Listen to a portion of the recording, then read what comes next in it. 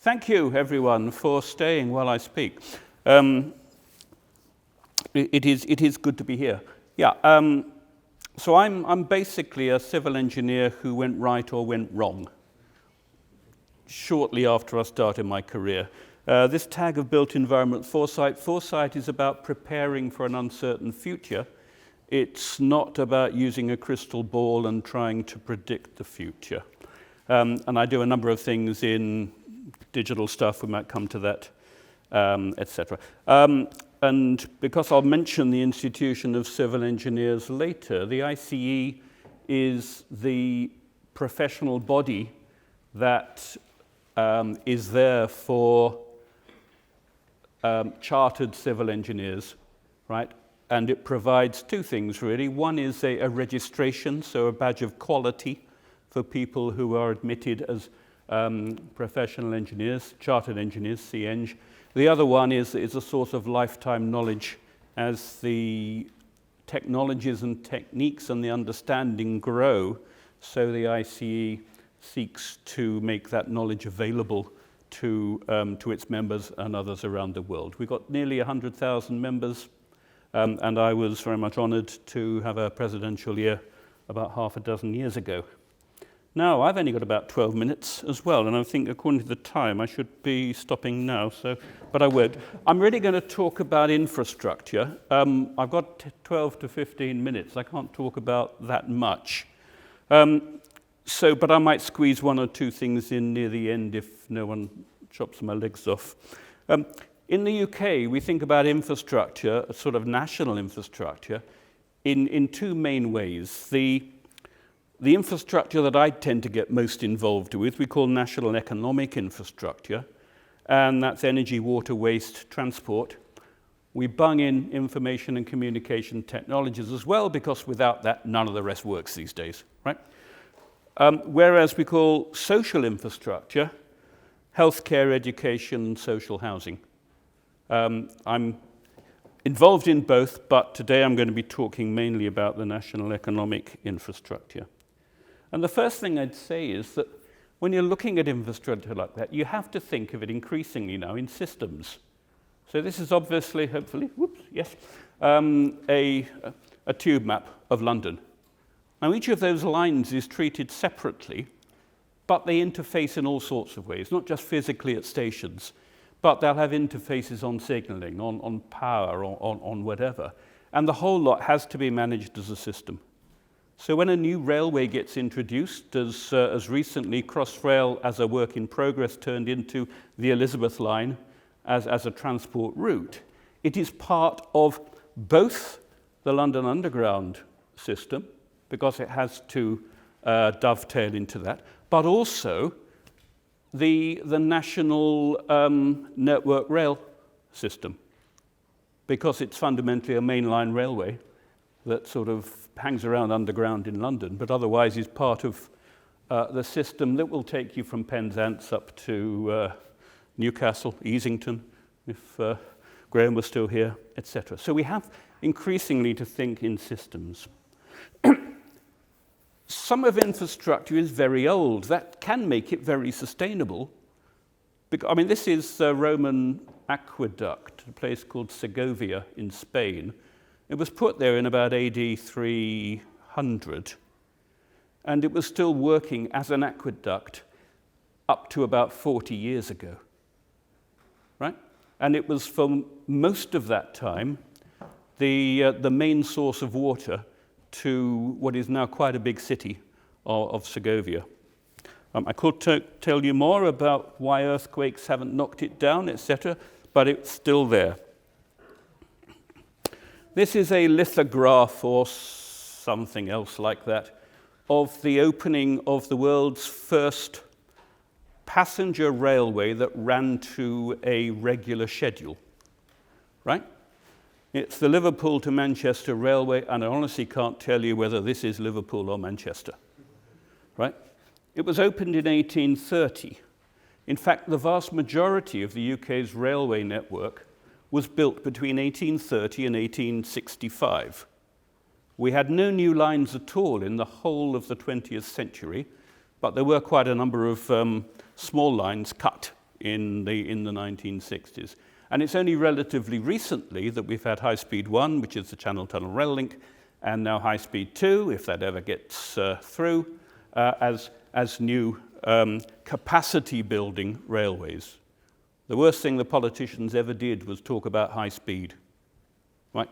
That's not it, but you can't stop them once they've mentioned it. Sorry, anyone listening? So this was opened in 1830, 35 miles long. You'll see a number of facets about there. It was the first tunnel ever cut underneath the center of population. 2-mile cutting, 70 foot deep. That's something like 23 meters in old money, etc., etc. So 64 stone and masonry bridges, 9-arch viaduct. It's still there. It's still doing its job. All of the civil engineering parts, and I don't, I'm not saying that just because I've got bits of paper saying I'm a civil engineer, are pretty much as they were then. Yes, it's got a new track bed, it's got rails, it's got signals, it's got electrification, etc., but it's still a regular route. I went down that route a few years ago now with 2 people from Network Rail whose job was to manage that asset. And gosh, did they have a sense of history weighing down on them, that they were looking after this during their time, and they would want to hand it on in at least as good condition as they took it over. Right? Of course, a lot of the infrastructure in cities we don't see because it's underground. And I'm not going to go through all of this, there isn't time, but freshwater delivery, wastewater abstraction, power cables, telecommunications cables, fire hydrant stuff, gas pipes, electricity pipes, everything else goes under the ground. Textbooks will show it like that. In reality, it quite often tends to be like that, right? The different colors denote different types of infrastructure. Rainstorms are getting more frequent and more intense, which means more water is coming down.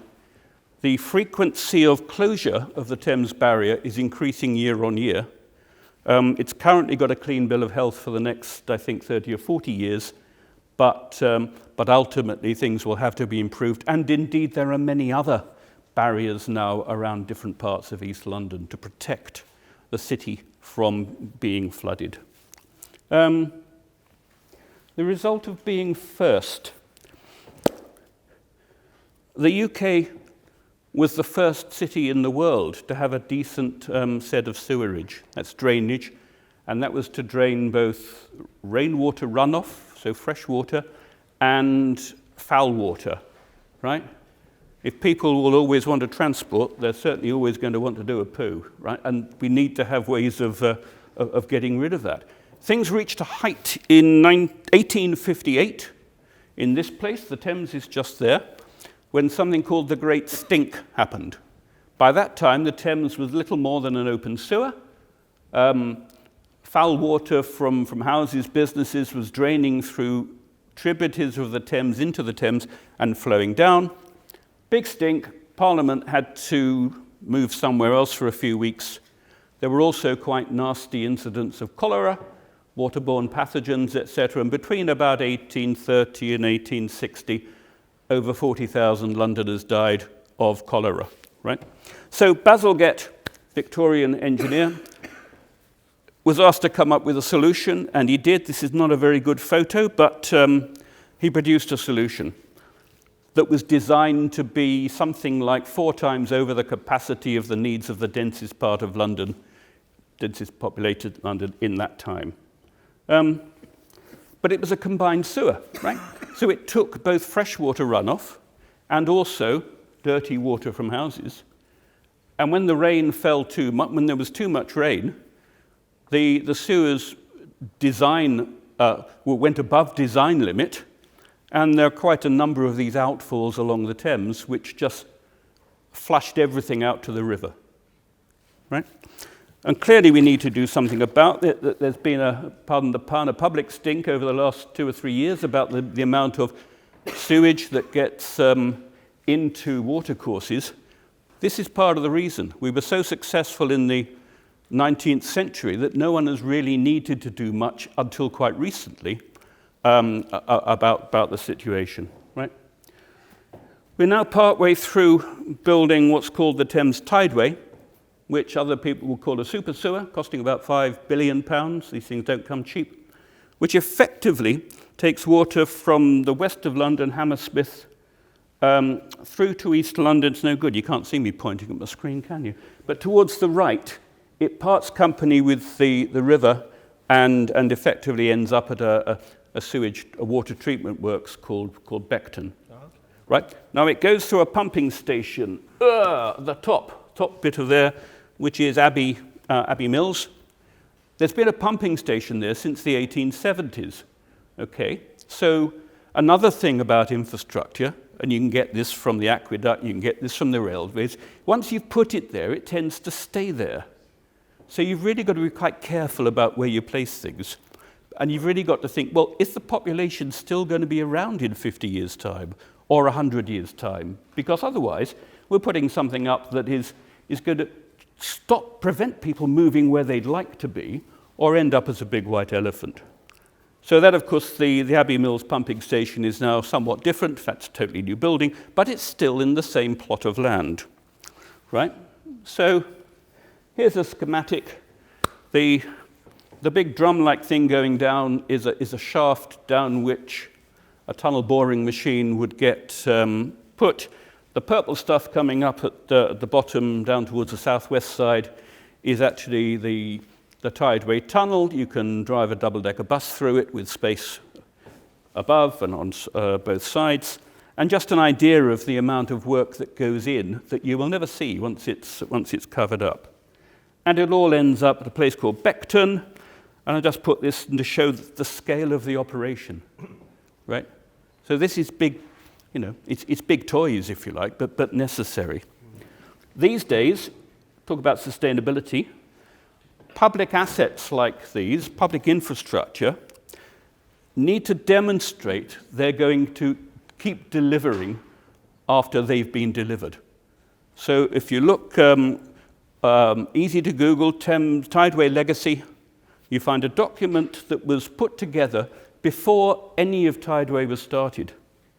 And it talks there about a number, I don't know how easy these are to read, but in terms of environment, health, safety and well-being, economy, people, place, etc., with subdivisions. In all, there are 50 promises made of how things will be better and sustainably better.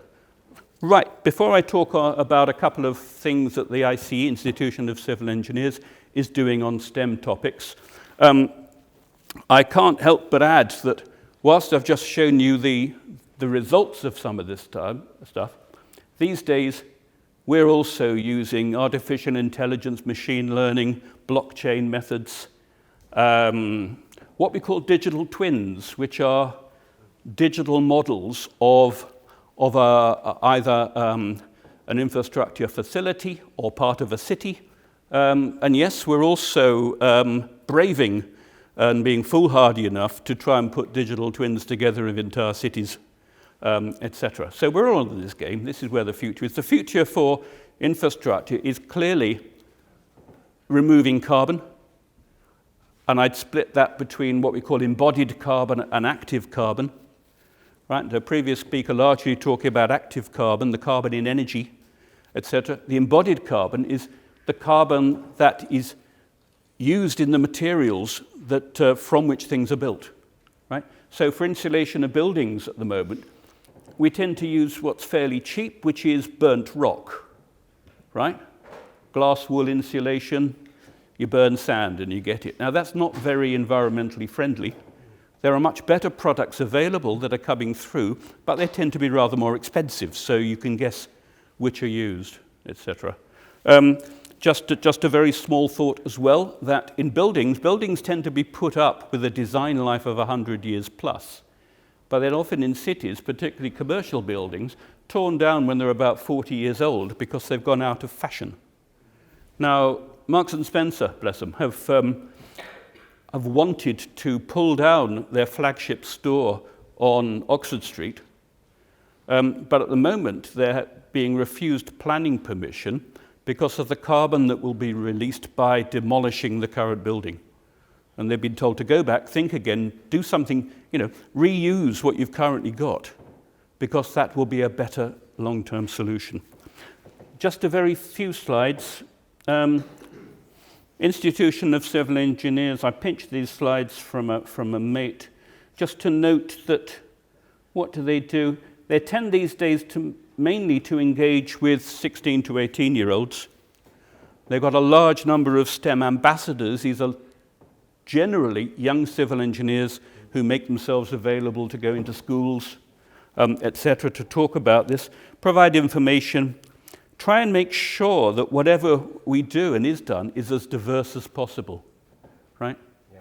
That's, well, you know what diverse means. I won't demean myself or you by explaining it. And we're seeing a hell of a lot more women going into engineering now, aren't we? Oh yes, absolutely, yeah. Absolutely. Yeah, and it is not the dirty. Oh, I've showed you some project photos. There are many, many more people who get involved in design endeavours, including increasingly, of course, sustainable design, environmental and sustainable impact statements. I myself have an area of work which is looking to look on a systems basis at how a piece of infrastructure, say Crossrail, at what part that plays in improving the UK's UN Sustainable Development Goals. So we are learning new tricks, and we jolly well need to, right? So I see City Zen, get the pun, City Zen, right? Zero Energy Award, virtual careers. I'll come on to the Quest scholarships. So there's a series of scholarships that the ICE oversees largely with civil engineering companies. Some 80 of them awarded last year, 200 applications. I can make information available to whoever if there's an interest. Yeah, sure. Well, so. When I said we had STEM ambassadors, we've currently got 1,300 registered across the country, etc. So all good stuff, and that's me. Thank you.